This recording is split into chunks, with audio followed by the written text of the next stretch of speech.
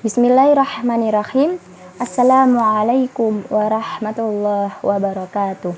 Saya Hailen Ika Yunida dengan NIM 201111075. Saya ingin menyampaikan materi mengenai pemikiran kalam Syiah.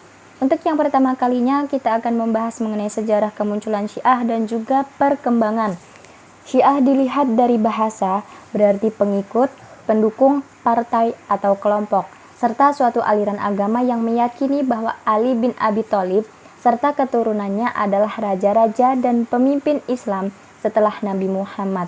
Dalam surah As-Saffat ayat 83, A'udzubillahi minasyaitonir rajim wa inna min syi'atihi la Ibrahim.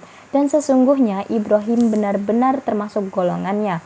Adapun secara terminologis, menurut Hamid Dabausi yang dikutip Rozak bahwa Syiah adalah sebagian kaum muslim yang dalam bidang spiritual dan keagamaannya selalu merujuk pada keturunan Nabi Muhammad SAW atau orang yang disebut Ahlul Al-Bait.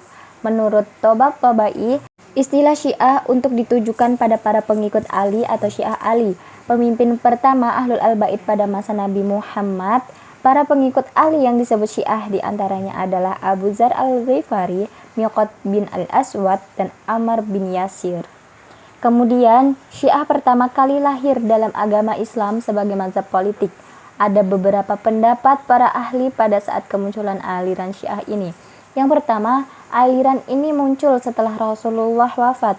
Kemudian adanya suatu perebutan kekuasaan antara kaum Ansor dengan Muhajirin di Saqifah Bani Sa'idah. Saat itu, hadirnya suara dari Bani Hashim dan yang menuntut kekhalifahan bagi Ali bin Abi Thalib, yaitu sejumlah kecil Muhajirin. 2. Pada masa akhir kekhalifahan Utsman bin Affan atau memerintah tahun 644 sampai 656 atau awal kepemimpinan Ali bin Abi Thalib. Masa-masa inilah Syiah hadir.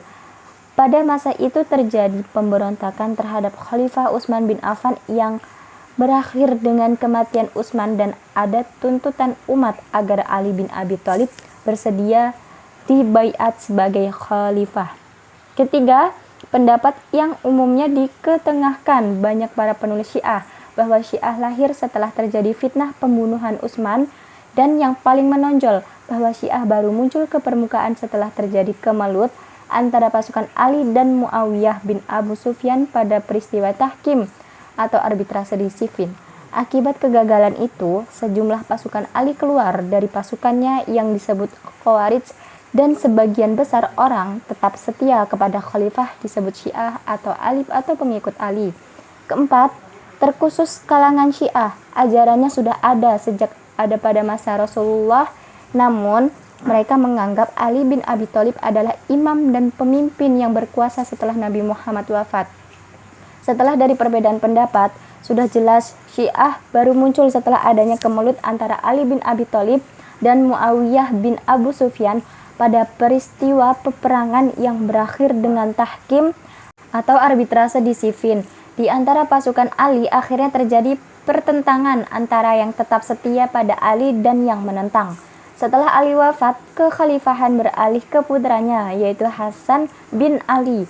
Muawiyah segera memintanya dengan membawa pasukan yang besar, sehingga Hasan yang kekuatannya sudah tak terkendali terpaksa menyerahkan kedudukannya kepada Muawiyah bin Abu Sufyan pada tahun 661 Masehi dengan beberapa syarat. Yaitu yang pertama, syaratnya adalah kursi kekhalifahan setelah Muawiyah diserahkan kepada pilihan umat tidak melaknat Ali bin Abi Thalib. Kedua, tidak balas dendam terhadap kaum Syiah dan lain-lain. Namun Muawiyah tidak menepati janjinya. Kedudukan khalifah dialihkan kepada putranya yaitu Yazid. Khalifah Ali selalu dikutuknya dan pengikut Ali atau Syiah diburunya. Pada masa dinasti Muawiyah, Syiah mendapat pengikut yang besar. Menurut Abu Zahroh, hal ini merupakan akibat dari perlakuan besar dan kejam dinasti ini terhadap Ahlul Bait.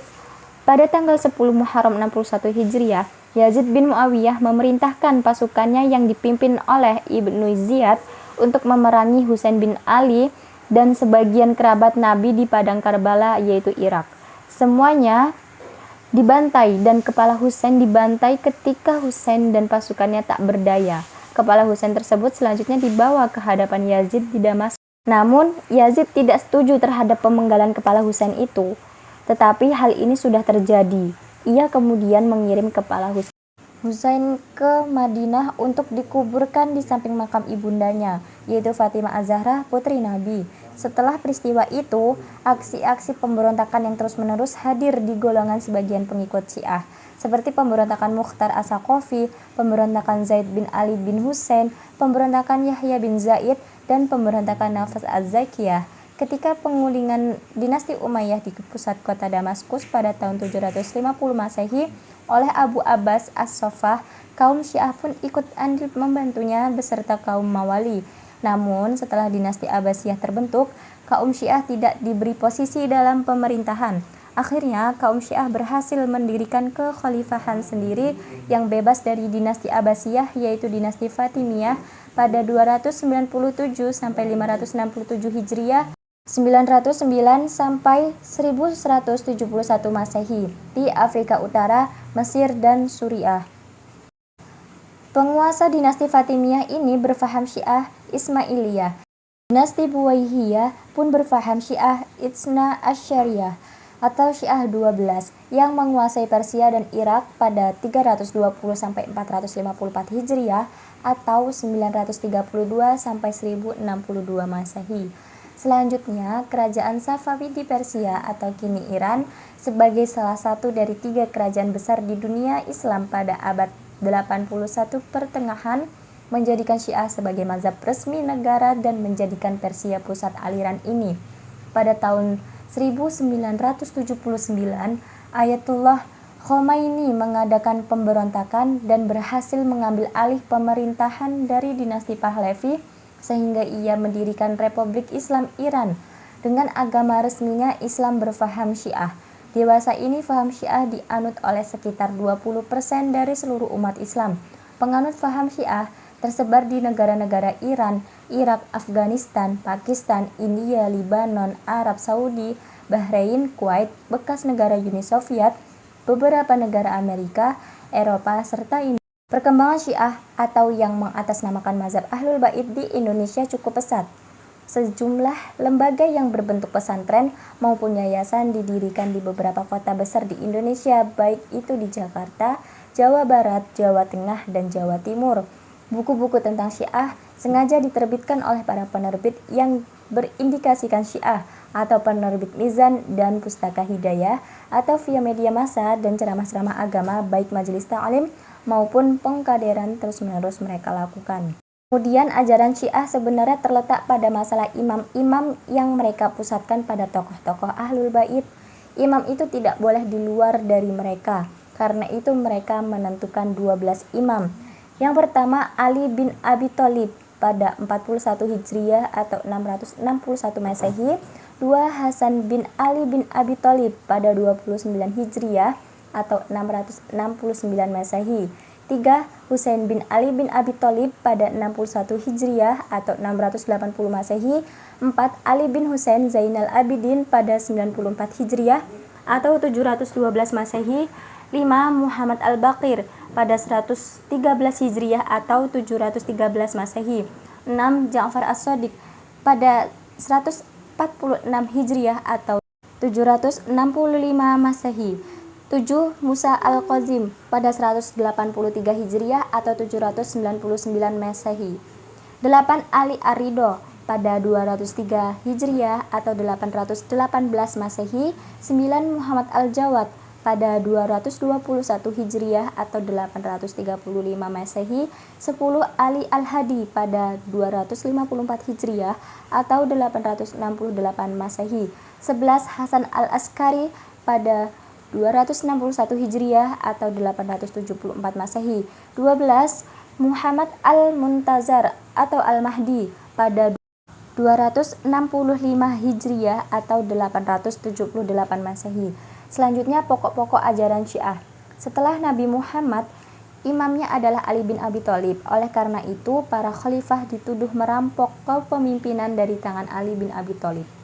Yang pertama, keyakinan bahwa imam mereka maksum, yaitu terjaga dari salah dan dosa.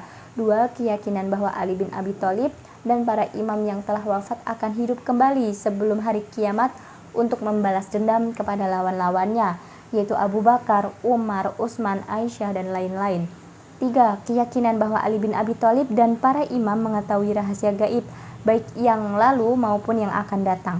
Ini berarti sama dengan menuhankan Ali dan imam. 4. Keyakinan tentang ketuhanan Ali bin Abi Thalib yang dideklarasikan oleh para pengikut Abdullah bin Saba, dan akhirnya mereka dihukum bakar oleh Ali bin Abi Thalib karena keyakinan tersebut. 5. Keyakinan mengutamakan Ali bin Abi Thalib atas Abu Bakar dan Umar bin Khattab. 6. Padahal Ali sendiri mengambil tindakan hukum cambuk 80 kali terhadap orang yang meyakini kebohongan tersebut. Kemudian keyakinan mencaci maki para sahabat atau sebagian sahabat seperti Utsman bin Affan. Selanjutnya, pokok-pokok penyimpangan Syiah. Yang pertama, pada rukun iman. Syiah hanya memiliki 5 rukun iman tanpa menyebut keimanan kepada para malaikat, rasul, qada, dan qadar. Yaitu yang pertama, tauhid atau keesaan Allah. 2. Al-adl atau keadilan. 3. Nubuwah atau kenabian. 4. Imamah atau kepemimpinan. 5. Ma'ad atau hari kebangkitan dan pembalasan. Kemudian kedua, rukun Islam. Rukun Islam Syiah tidak mencantumkan syahadatain, yaitu yang pertama sholat, kedua zakat, 3 puasa, 4 haji, 5 wilayah atau loyalitas kepada imam. Kita meyakini bahwa Al-Quran sekarang ini telah dirubah, ditambah atau dikurangi dari yang seharusnya. Kemudian 4, Syiah meyakini bahwa para sahabat sepeninggal Nabi mereka murtad kecuali beberapa orang saja seperti Al-Miqdad bin Al-Aswad, Abu Dzar Al-Ghifari, dan Salman Al-Farisi. 5. Syiah menggunakan senjata taqiyah, yaitu berbohong dengan cara menampakkan sesuatu yang berbeda dengan yang sebenarnya untuk mengelabui. 6. Syiah percaya kepada Ar-Raj'ah, yaitu kembalinya roh-roh ke jasadnya masing-masing di dunia sebelum kiamat dikala imam gaib mereka keluar dari persembunyiannya dan menghidupkan Ali dan anak-anaknya untuk balas dendam kepada lawan-lawannya. Kemudian 7. Syiah percaya kepada Al-Bada', yakni tampak bagi Allah dalam hal keimanan Ismail, yaitu yang telah dinobatkan keimanannya oleh ayahnya Ja'far As-Shadiq, tetapi kemudian meninggal di saat ayahnya masih hidup, yang tadinya tidak tampak. Jadi bagi mereka Allah boleh khilaf, tetapi imam mereka tetap maksum atau terjaga. 8. Syiah membolehkan nikah mut'ah atau nikah kontrak dengan jangka waktu tertentu, padahal itu telah diharamkan oleh Rasulullah yang diriwayatkan oleh Ali bin Abi Thalib sendiri. Selanjutnya, pembahasan mengenai doktrin-doktrin Syiah. Yang pertama, kepala negara diangkat dengan persetujuan rakyat melalui lembaga Al-Hal wa Al-Aqd. 2. Kepala negara atau imam berkuasa seumur hidup, bahkan mereka meyakini kekuasaan imam mereka ketika ghaib dan baru pada akhir zaman kembali kepada mereka.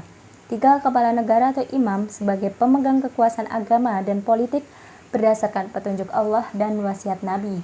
4. Yang terakhir, kepala negara memegang otoritas sangat tinggi. Itulah yang dapat saya sampaikan. Wassalamualaikum warahmatullahi wabarakatuh.